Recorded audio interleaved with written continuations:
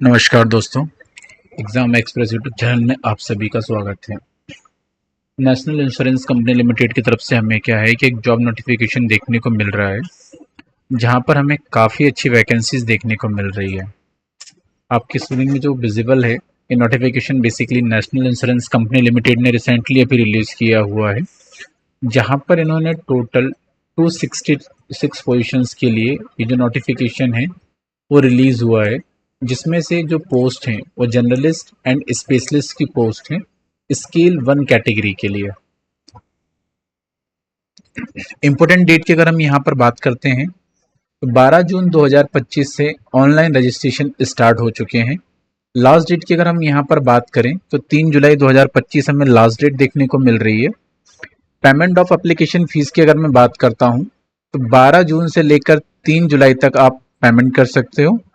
साथ ही साथ हम डेट ऑफ ऑनलाइन एग्जामिनेशन की बात करें, जिसमें फेज 1 का एग्जामिनेशन होगा 20 जुलाई 2025, एक टेंटेटिव डेट हमें क्या देखने को मिल रही है। एडमिट कार्ड की अगर हम बात करें तो उसके लिए अभी डेट क्या है कि नोटिफाइड नहीं है, वो उसी टाइम पे नोटिफाइड होगी। Date of online examination phase 2 की बात करें, जो कि यहाँ पर 31 जुलाई 2025 हमें टेंटेटिव देखने को मिल रही है।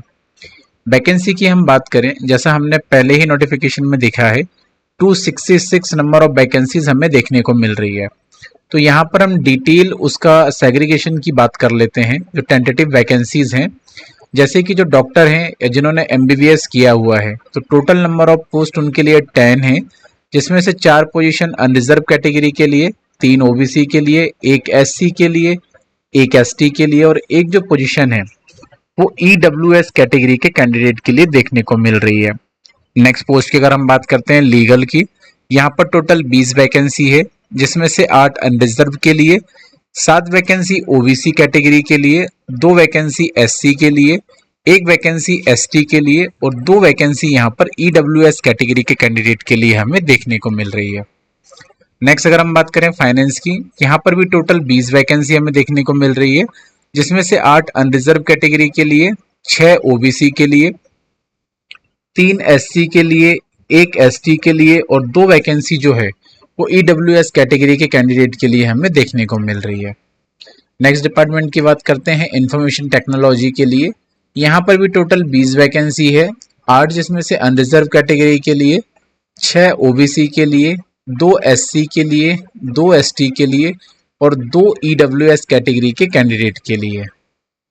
नेक्स्ट डिपार्टमेंट की अगर हम बात करते हैं ऑटोमोबाइल इंजीनियरिंग कैटेगरी के कैंडिडेट के लिए, तो टोटल यहाँ पर हमें 20 वैकेंसी देखने को मिल रही है, जिनमें से 8 ईडब्ल्यूएस के लिए, 6 वैकेंसी ओबीसी के लिए, 3 वैकेंसी एससी के लिए, 1 एसटी के लिए और 2 वैकेंसी जो है ईडब्ल्यूएस कैटेगरी के कैंडिडेट के लिए है।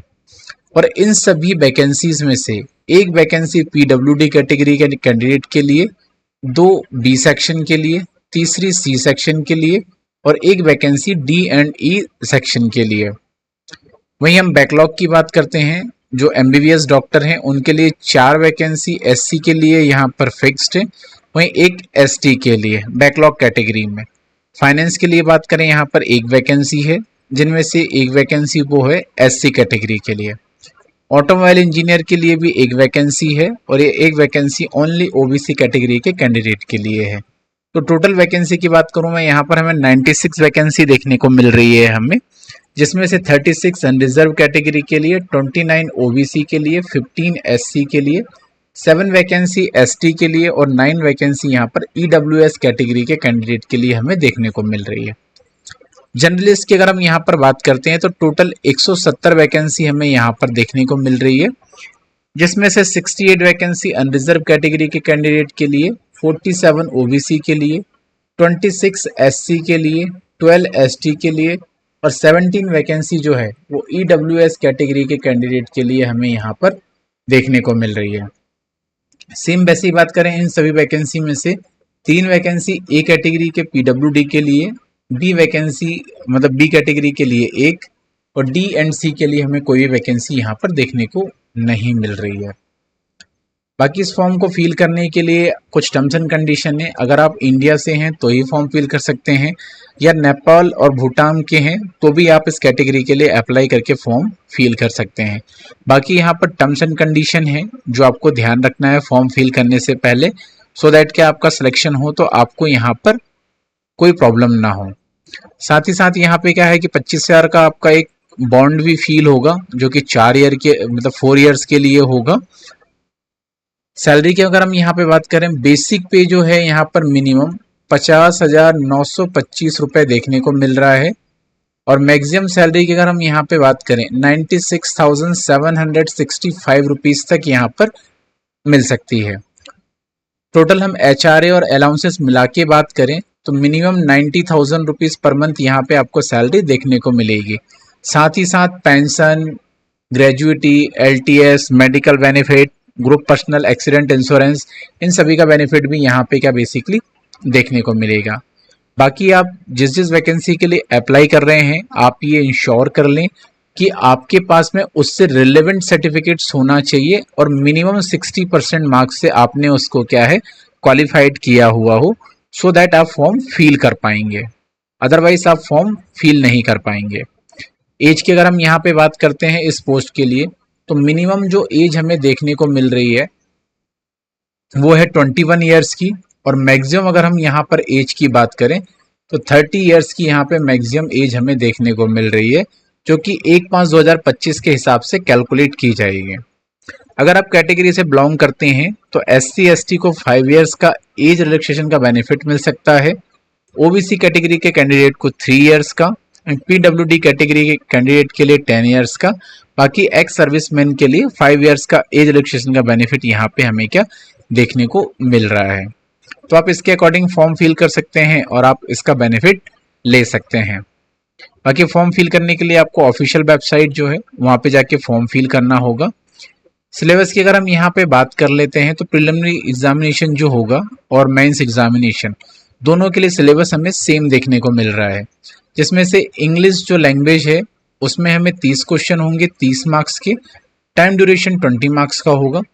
रीजनिंग एबिलिटी के लिए 35 क्वेश्चन होंगे 35 मार्क्स के, 20 मिनट्स का टाइम ड्यूरेशन होगा। क्वांटिटेटिव एप्टीट्यूड के लिए बात करूं मैं यहाँ पर तो 35 क्वेश्चन होंगे 35 मार्क्स के, 20 मिनट का टाइम ड्यूरेशन यहाँ पे देखने को मिलेगा।